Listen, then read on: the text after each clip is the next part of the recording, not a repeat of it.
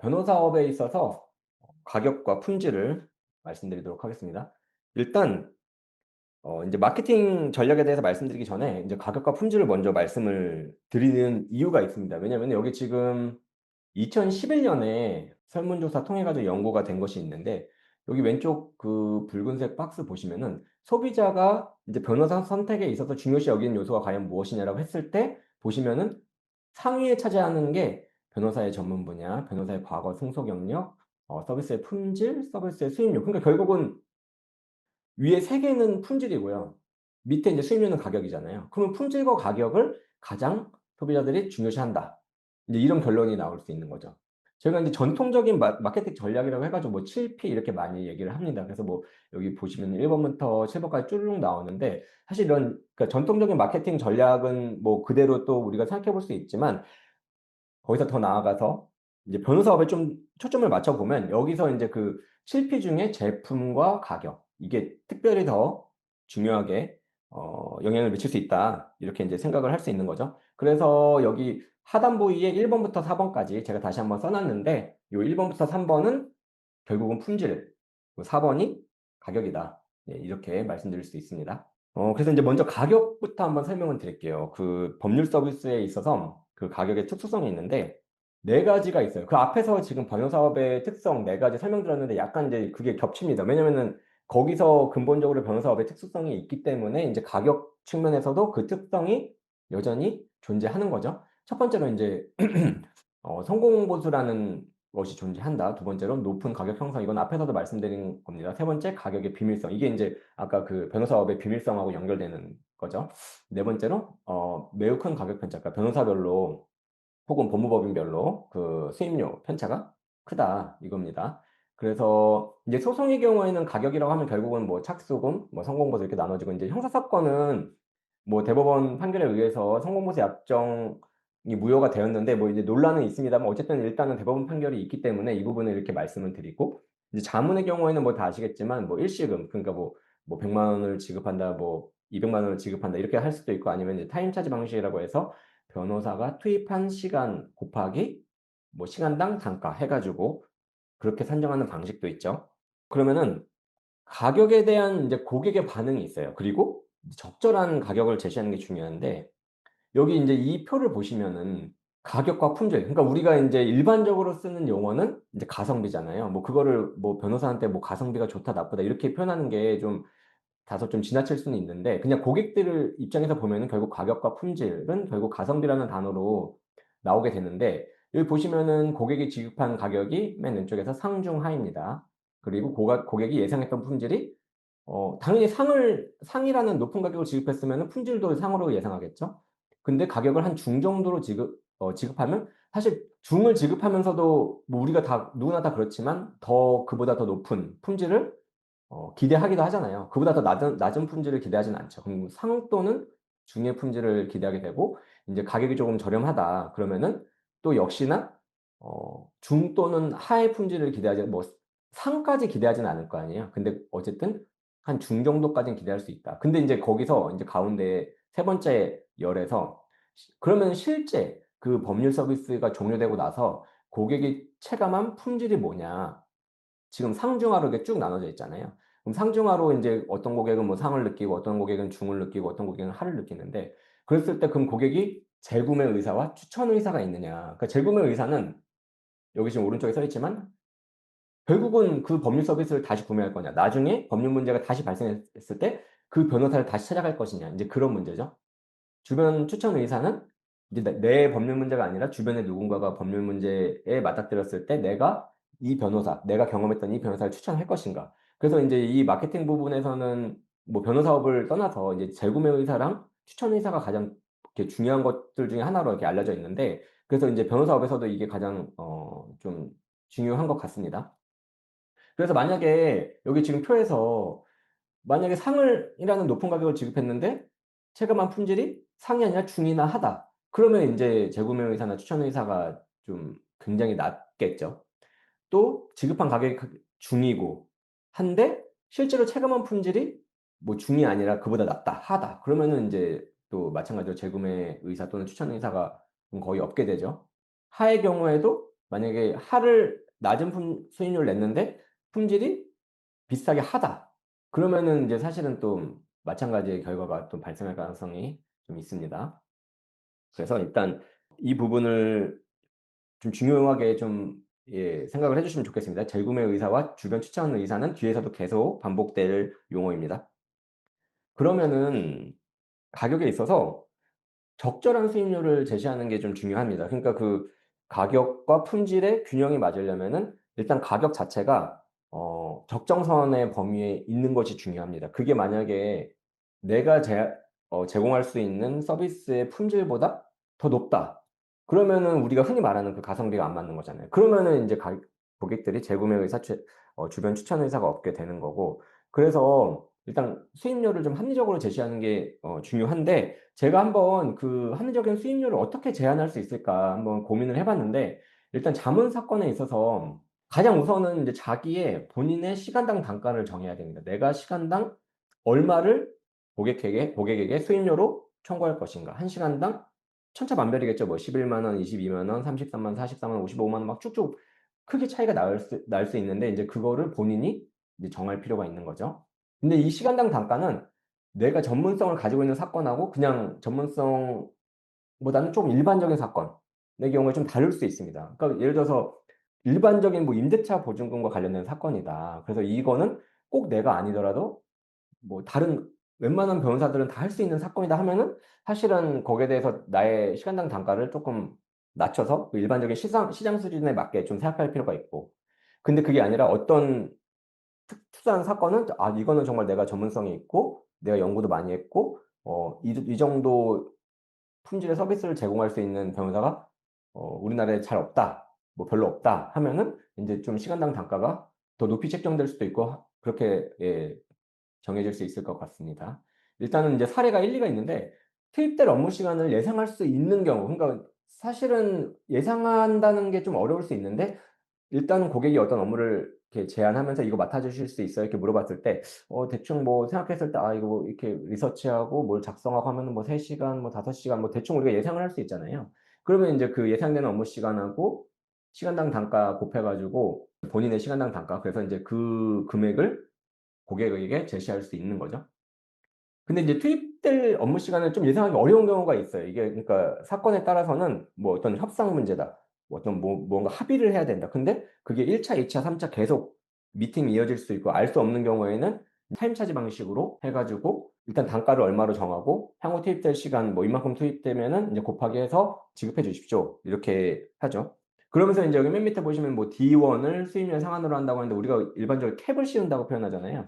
이거를 씌우는 경우도 있고 뭐 그냥 안 하는 경우도 있고 뭐 그렇습니다. 그건 상황에 따라 다를 수 있는데, 근데 그럼 소송 사건에서는 그 예상 업무 시간을 어떻게 산정하냐? 그럼 이거는 우리가 어떤 특수한 사건에 대해서 고객의 검토를 요청받았을 때 한번 상상을 해 봐야 되는 거죠. 예를 들어서 임대차 보증금이다. 그럼 이거는 예상되는 재판 횟수가 변론기일 횟수가 뭐 몇 번 정도고, 또 그 법원이 뭐 어느 법원인데 우리 사무실에서 왔다 갔다 하는데 시간이 얼마 걸리고, 뭐 소장하고 준비서면 혹은 뭐 답변서 이렇게 하는데 몇 회 정도 작성해야 될 것 같고, 하나의 서면 작성당 대략적으로 뭐 리서치하고 하면은 뭐 이 정도 시간 걸릴 것 같다. 또 회의도 의뢰인과 몇 번 해야 될 것 같다. 현장도 뭐 확인해야 될 것 같다. 해 가지고 시간을 한번 예측을 해 보는 거죠. 그래서 이렇게 지금 제가 예시한 거는 총 뭐 34 시간, 34 시간인데, 요 34 시간에다가 곱하기 나의 단가가 있잖아요. 그걸로 곱하면은 사실은 적정한 인제 수익료가 되는 거죠. 뭐 플러스 마이너스 뭐 알파가 있을 수는 있지만 어쨌든 큰 틀에서는 수익료가 산정될 수 있다. 합리적으로 이렇게 말씀드리는 겁니다.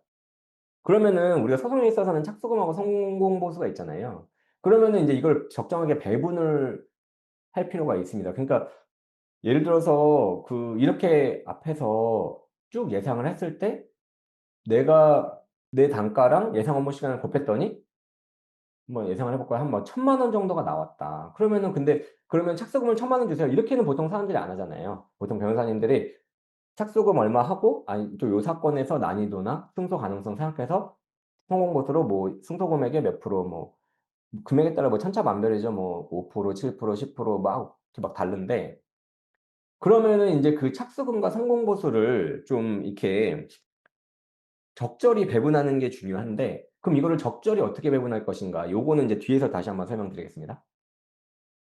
그러면은 이제 민사 사건에서 적정 수임료를 어떻게 산정할 것인가 이제 소송 사건인데요.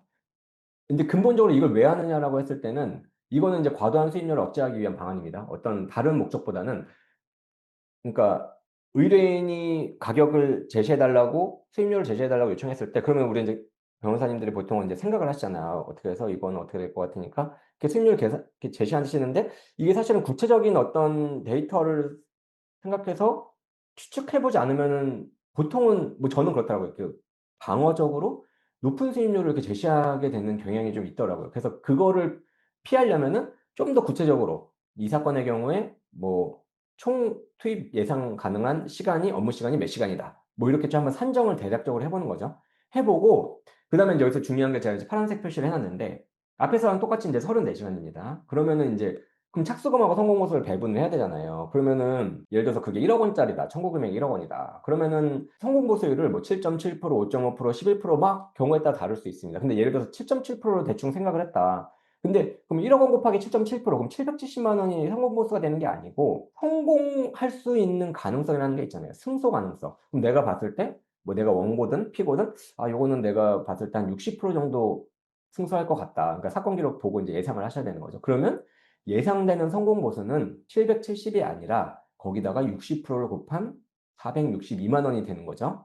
그러면은 성공 보수 받을 수 있는 예상 금액이 462만 원이 나왔어요. 그 7.7%를 기준으로. 뭐 이제 퍼센트는 조금 경우에 따라서 변호사님들마다 다르게 정하실 수 있는데 어쨌든 여기선 7.7%로 해서 462만 원 정해졌다. 그러면은 아까 앞서서 34시간 곱하기 나의 단가를 곱한 그게 뭐 예를 들어서 1,000만 원이다. 그러면 1,000만 원에서 462만 원을 뺀 나머지가 착수금이 될 수 있겠죠? 그러면은 적절한 그 수입료 범위에 들어갈 수 있습니다. 그래서 여기 주의사항 써 놨지만 착수금과 성공 보수의 합계액을 초과하지 않도록 하는 게 굉장히 중요합니다. 아까 그 예상 업무 시간하고 나의 단가 곱했더니 1,000만 원 정도가 나왔잖아요. 그러면은 인제 착수금하고 성공 보수, 예상 성공 보수죠. 그 승소 가능성을 곱한 거. 그걸 더했을 때 그 1,000만 원을 쪼끔 초과할 수는 있겠죠. 근데 너무 과도하게 초과하면은 뭔가 지금 수익료 산정이 뭐가 좀 잘못될 수도 있다. 잘못되어 가는 거일 수도 있다. 이거를 좀 유의하시는 게 좋습니다. 그래서 착수금을 낮출 수도 있고 중간 뭐 높일 수도 있고 그 사건 유형에 따라서 그거는 이제 변호사님들이 선택하셔야 되는데 어쨌든 합계액이 합리적인 범위 내에 있어야 된다. 요거를 좀 참고로 말씀드리고요. 형사소송의 경우에는 아까도 앞서서 말씀드렸지만 이제 대법원에서 성공보수에 대해서 그 약정을 무효화시켰기 때문에 여기서는 일단은 성공보수 개념은 일단 빼고 설명을 드리겠습니다. 그럼 형사사건에서도 예상 업무 시간이 나올 수 있거든요. 근데 민사사건보다는 형사사건이 더 좀 예상하기가 어려운 건 맞습니다. 어려운 건 맞고 왜냐면은 증인신문이나 이게 막 증인이 많을 수도 있고 또 예상치 못하게 어떤 신규 증인이 나올 수도 있고 막 어렵지만 그래도 시도는 해 봐야 된다. 시도해 가지고 예상 업무 시간을 한번 생각을 해볼 수가 있고 여기 지금 예상 업무 시간을 44 시간을 한번 산정을 해 봤습니다. 그래서 마찬가지로 인제 과도한 수임료 제시를 억제하기 위한 방안인데 그러면은 뭐 나의 시간당 단가가 A1 이고 거기다가 44 시간을 곱하면은 이게 수임료 제가 생각해 봤는데 이 정도 수임료를 제안 드린다. 이렇게 우리가 인제 생각할 수 있잖아요. 그러니까 성공 보수가 없는 걸 전제로 말씀드리는 겁니다. 근데 인제 또 출장비를 제한할 수도 있어요. 그러니까 예를 들어서 출장비라는 거는 재판이 뭐 1번 할지 2번 할지 4번 할지 10번 할지 모르는 상황 되게 좀 예측하기 어려울 때 그런 어떤 예측 불가능성 때문에 좀 출장비 조건을 부과하는 경우가 있죠. 그래서 재판 1회 참석치마다 뭐 얼마. 그럼 그 대신에 착수금은 쪼끔 낮추는 게 필요하겠죠? 여기 앞에 위에서는 A1 곱하기 44 시간 한 그 값을 전부 다 인제 의뢰인에게 청구하는데 쪼금 예상 출장비를 고려해 가지고 착수금을 쪼끔 뭐 낮출 수 있다. 뭐 여기서는 지금 뭐 50% 내지 70% 이렇게 했거든요. 뭐 이렇게 좀 낮추는 게 필요하다. 인제 이렇게 말씀을 드리고요. 그다음에 인제 그 가격에 있어서 저가수익 부분을 좀 얘기를 안 할 수가 없는데 그 저가수익이 뭐냐라고 했을 때는 크게 인제 의도적인 저가수익이 있을 수 있고 의도하지 않은 저가수익이 있을 수 있거든요. 그래서 의도적인 저가수익의 경우에는 수임을 하기 위해서 변호사님이 공격적으로 이제 의도적으로 낮은 수임료를 제한하는 경우죠. 근데 또 인제 그런 경우도 있지만 또 어떤 뭐 공익 활동이나 어떤 그런 측면에 있어서 일부러 인제 낮은 수임료를 제한하시는 경우도 있을 수 있고요. 그다음에 인제 의도하지 않은 저가수임은 당초의 예상보다 시간이 너무 많이 소요된 거예요. 그래서 업무를 하면 할수록 시간도 많이 뺏기고 그러다 보니까 수입료는 한 요 정도 받았는데 내 시간당 단가 곱하기 투입 시간 해 보니까 뭐 이만큼 된다. 뭐 이제 이런 경우가 발생될 수 있죠. 그리고 두 번째로는 수임 계약을 체결할 때 뭔가 좀 계약을 잘못 체결해 가지고, 그러니까 이거는 어떤 뭐 변호사님이 뭔가를 좀 누락시켰거나 아니면은 하여튼 실수가 있었든지 그래 가지고 의뢰인에게 유리한 조건으로 체결돼서 결과적으로 인제 의도하지 않은 저가 수임이 될 수 있는 경우가 있습니다. 여기서 주의하실 게 뭐냐면 이거는 결국에는 그 아까 서두에서 말씀드렸던 그 재구매 의사, 주변 추천 의사랑 다 연결되는 겁니다. 여기 보시면은 2020 년에 그 연구 결과인데요. 그 회계사 분들의 그런 그 수입료 하락 대비 품질의 하락 비율. 여기 지금 그래프를 보시면은 수입료가 어느 정도 이렇게 좀 높은 회계사님들의 경우에 수입료가 예를 들어서 뭐 그 1 0 0 원 하락했다. 그러면은 품질이 뭐 B 퍼센트 뭐 10% 하락하는 거예요. 예를 들어서 1 0 0원 하락했더니 품질이 10% 하락하더라. 근데 만약에 어떤 회계사님이 수입료를 좀 낮게 받으세요, 다른 분보다. 그런 경우에는 같이 1 0 0 원이 하락했는데 품질이 10%를 하락하는 게 아니라 뭐 15% 20% 이렇게 확 하락한다는 거죠. 그러니까 저가 수임의 경우에 가격이 쪼끔이라도 하락하면은 훨씬 더 품질이 하락하게 된다. 인제 이게 어떤 연구에 의해서 인제 밝혀진 거죠. 그래서 요게 인제 회계사분들의 어떤 연구 결과인데, 이거를 변호사업에 적용해 보면은 만약에 저가 수임을 하던 와중에 쪼끔 가격을 거기서 더 낮췄다 하면은 품질이 굉장히 하락할 가능성이 있다. 뭐 이렇게 한번 생각을 해 보시면 됩니다. 예, 인제 다음으로 인제 가격에 대해서는 예 논의를 마쳤고, 인제 품질에 대해서 말씀을 드릴게요.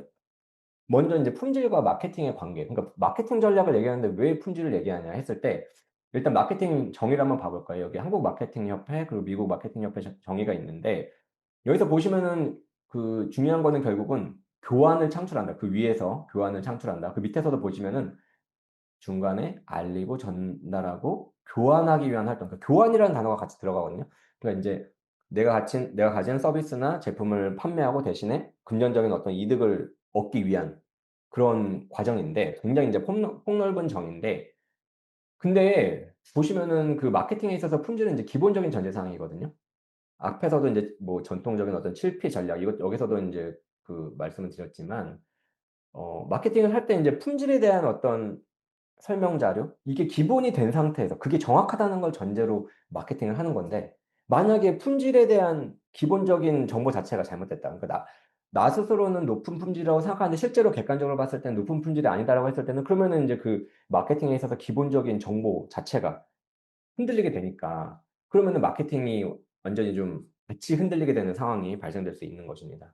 법률 서비스 품질의 구성 요소가 뭐 이거는 우리가 일반적으로 생각할 수 있는 건데, 이제 과정적인 측면이 있고 이제 결과적인 측면이 있습니다. 그 과정적인 측면은 그냥 우리가 얼마나 성실하게 그 사건을 수행하느냐. 근데 결과적인 거는 뭐 승소하느냐 혹은 자문의 경우에는 문제를 해결해 드렸느냐, 인제 이런 건데, 그러면은 고객이 법률 서비스 품질을 어떻게 평가하냐. 그러니까 아까도 인제 뭐 정보 비대칭성이나 이런 문제도 이렇게 말씀을 드렸지만, 사실 일반인이 그 법률 서비스의 품질을 정확하게 평가하는 것은 당연히 어려울 수 있습니다. 그런데 우리가 인제 그 상식적인 것들이 있기 때문에 대략적인 평가를 하시게 되고, 좀 뭐 저희가 생각해 봐도 뭐 근처 병원을 간다 했을 때 인제 저도 뭐 병원을 다니지만 인제 그 의료 서비스의 품질을 나름대로 평가를 하잖아요. 인제 그렇게 전문적인 영역에 대해서도 일단은 평가가 되고 있고, 그게 또 실제로 재구매 의사, 주변 추천 의사에 크게 영향을 미치고 있다. 이제 이렇게 우리가 말할 수 있습니다. 그러면 그 양질의 법률 서비스가 갖는 그런 특수성이 뭐가 있냐, 특성이 뭐가 있냐. 그럼 이 부분은 인제 2010 년에 이제 그 미국인지 영국인지 정확히 그 기억이 안 나는데, 그 어떤 법률 관련 서적에서 인제 나온 건데, 여기 보시면은 공감, 효율적인 절차, 목표 달성, 명료함과 쉬운 설명, 법적 지식의 선제적 사용, 전문가다운 외모, 외관, 이렇게 제시가 됐어요, 6 가지 특성으로. 근데 이거를 인제 우리 한국적으로 좀 바꿔 보면 고객을 인격체로 대우하고 뭐 그 상황을 이해하고 또 인제 업무를 뭔가 부드럽게 제때제때 처리하고, 세 번째로는 인제 목표 달성, 네 번째로는 고객한테 쉽게 명확하게 설명을 해 주고, 다섯 번째로는 적절한 대안을 이렇게 선제적으로 제시하고, 또 고객의 상황에 맞게 조언을 제공하고 향후 펼쳐질 어떤 시나리오별로 인제 대안을 제시하고 이런 거죠.